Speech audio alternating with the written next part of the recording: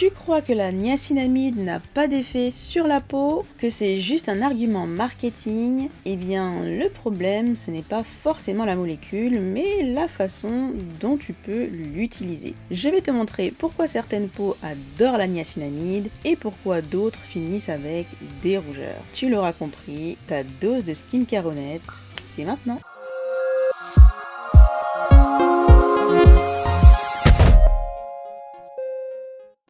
La niacinamide, c'est une forme de vitamine B3. Imagine-la comme un coach pour ta barrière cutanée. Elle l'aide à mieux se défendre, retenir l'eau et même calmer les inflammations. C'est pas du tout une mode TikTok, c'est vraiment un ingrédient qui a été étudié depuis des années en dermatologie. La niacinamide va agir sur 3 points. Elle réduit l'inflammation, donc moins de rougeurs et moins de boutons sur la peau. Elle régule la production de sébum, donc ta peau brille moins sans être desséchée, et elle atténue les taches pigmentaires. En clair, c'est un actif ultra complet. Mais attention, trop de niacinamide et c'est la cata. Car oui, utilisée à haute dose, elle peut irriter et provoquer des désagréments comme la peau qui chauffe, qui gratte ou encore qui rougit. Pour que cet ingrédient puisse faire effet sans provoquer de panique cutanée, tu peux commencer par utiliser un produit qui en contient 2 à 5% grand maximum. Applique-en une fois par jour, matin ou soir, sur une peau qui est bien sûr propre. Tu peux également la combiner avec des hydratants simples, de la vitamine C, oui c'est possible, ou un sérum apaisant. Et si tu veux une astuce de pro, tu peux appliquer ton sérum sur une peau légèrement humide, puis sceller l'hydratation avec une crème hydratante. Maintenant que tu sais comment l'utiliser correctement, voici ce qu'il faut éviter. Quand tu utilises, il ne faut pas opter pour des concentrations à 10% dès le début en pensant que ça va agir plus vite. Il ne faut pas non plus combiner ce produit avec des acides exfoliants et penser que plus tu en appliques, mieux c'est.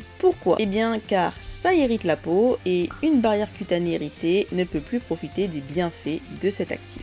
En fait, si ta peau tiraille, c'est pas la niacinamide qui est mauvaise, c'est ton timing d'introduction qui n'est pas le bon et la quantité que tu appliques sur ta peau est probablement trop brutale. Bon, je t'ai parlé des choses à éviter, mais il y a quand même un bon côté. Et oui, bonne nouvelle, presque tout le monde peut utiliser la niacinamide. Les peaux grasses, ça va les aider à réguler le sébum, les peaux sensibles, ça va réduire la réactivité de la peau, surtout à faible dose, et les peaux acnéiques, ça va diminuer l'inflammation. Si ta peau ne la tolère pas bien, redescends à un pourcentage plus faible, donc 2% au lieu de 5% par exemple. Puis augmente lentement la concentration au fil des mois si tu le souhaites. Mieux vaut la patience et la constance. Donc, comme tu le vois, la niacinamide n'est pas une arnaque. C'est même l'un des actifs les plus sûrs et polyvalents qu'on ait en cosmétique. Le seul piège, c'est de vouloir des résultats en 3 jours. Sois patiente, douce et cohérente et ta peau fera le reste. Dis-moi, toi tu utilises déjà de la niacinamide ou pas du tout ? Si tu souhaites que le prochain épisode traite d'un produit que tu utilises déjà ou d'un produit que tu hésites à acheter, dis-moi tout en commentaire et moi je m'occupe du reste. Ciao!